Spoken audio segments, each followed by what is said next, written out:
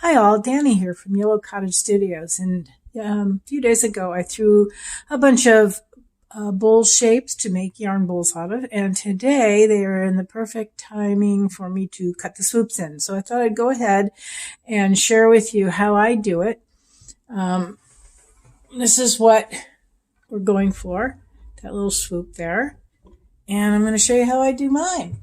Now, just a little backstory here. My bowls are thrown with 2.4 ounces of clay. This has a little bit of grit in it, but the smoother the clay can be, the better the yarn bowls are, because you don't have any snagging of the yarn when you have nice smooth clay.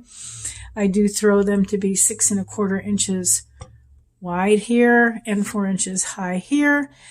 That's because when my clay shrinks, it shrinks to be the perfect size for a yarn bowl, which I have right here with a ball of yarn in it. So you can see it's just a little bit smaller, but this is a standard size ball of yarn. This is my standard swoop, and this is what I'm going to be doing today on these yarn bowls. When I throw my yarn bowls, I also throw them with a fairly heavy bottom, and I trim at least about a 1/2 inch bottom here, but I do a foot ring on them, and my bottoms are kind of wide. That's because when they're sitting, let me lower this down a little bit, when you're sitting, actually, let me go get the yarn bowl, on a table, and you're pulling this through, if they tug or whatever, you don't want that bowl tipping over. You want it to stay stout and in place, and also, I don't put that, no matter how much you try to smooth this down, you are on furniture, so you want to make sure that you don't have that much ceramic on the wooden furniture. So, back to this guy. There's a couple tools that I wanted to share with you today about what I use to make my swoops. First and foremost, I have these 2 drill bits. This guy is a strange size. I don't even know where I found it, but it's 23 by 64. I mean, I don't know. I just happen to have it, but it's a real good size for what I do. I also have a 5/16 here, which I really like as well. Additionally, I have hole making sets for clay holes, but honestly, most of the time they're lost somewhere in the studio and I can't find them. So I tend to use my drill bit. I also am going to use my handy dandy X-Acto knife. This is a craft knife. Any craft knife will do, but this is an X-Acto knife, and this guy has been with me for 15-20 years. And the blade, you can see that it's well-worn blade, and that's the way I like them. I don't like my blades really sharp for this kind of work. For some reason, a dollar blade seems to work better. So I'm going to start out by drilling a hole directly. I like to place it, and everybody's going to be different, but I like to place my hole directly in the center of my bowl. So I'm going to go ahead and do that. Now you can see that, let's talk about hardness. You can see this is a pretty stiff bowl. It's leather hard, but it's not so dry that it's going to chip when I start using the X-Acto knife. It's hard leather, I guess, if I had to describe it. I don't want this to be all wiggly wobbly, because if I'm doing this when the clay is too wet, you have a tendency to, this is the weak spot, the bowl, and you have a tendency of moving this back and forth, and when you fire it, you'll oftentimes get this popping out or distorted or whatever.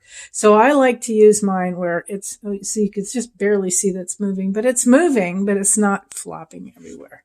So it's good hardness, or dryness, I guess that would be. So anyways, I'm going to put a hole in, and I'm not going to worry too much about all the little bits and pieces that come off of it, because I'll worry about those tomorrow. So I've got this hole. I'm going to clean that hole out so you can see it.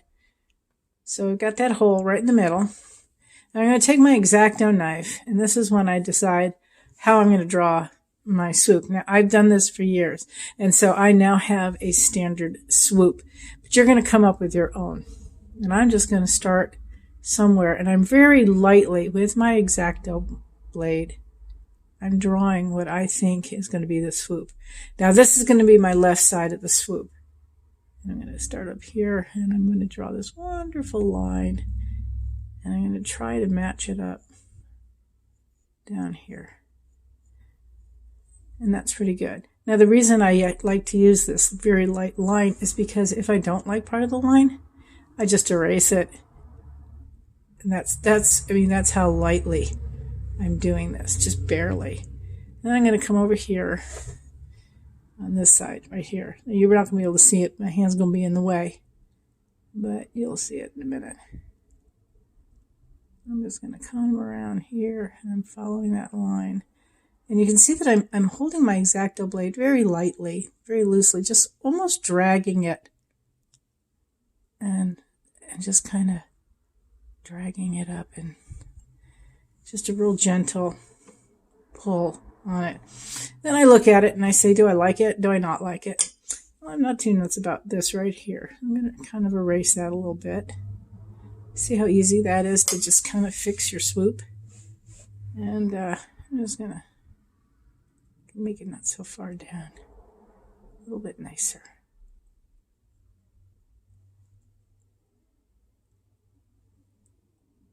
Okay. So it's a little gentler. I mean, I just took out, there was a little hitch in it, I guess. I don't know what you want to call it, but it didn't appeal to me. So I erased it and I redrew it. Now I have a line to follow. So my clay right now is so leather hard that I will be able to cut all the way through. And I don't know how I can show you this, but I'm going to just start. Maybe I move the camera up. Let's see.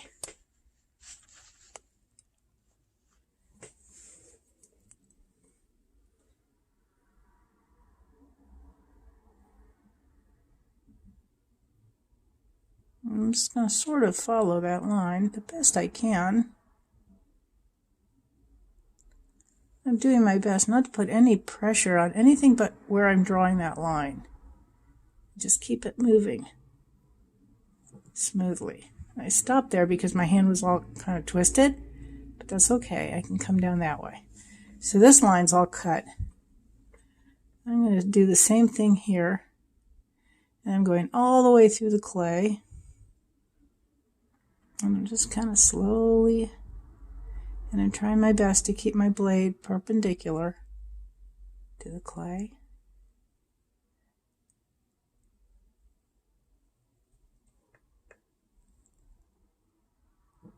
I'm going to stop right there.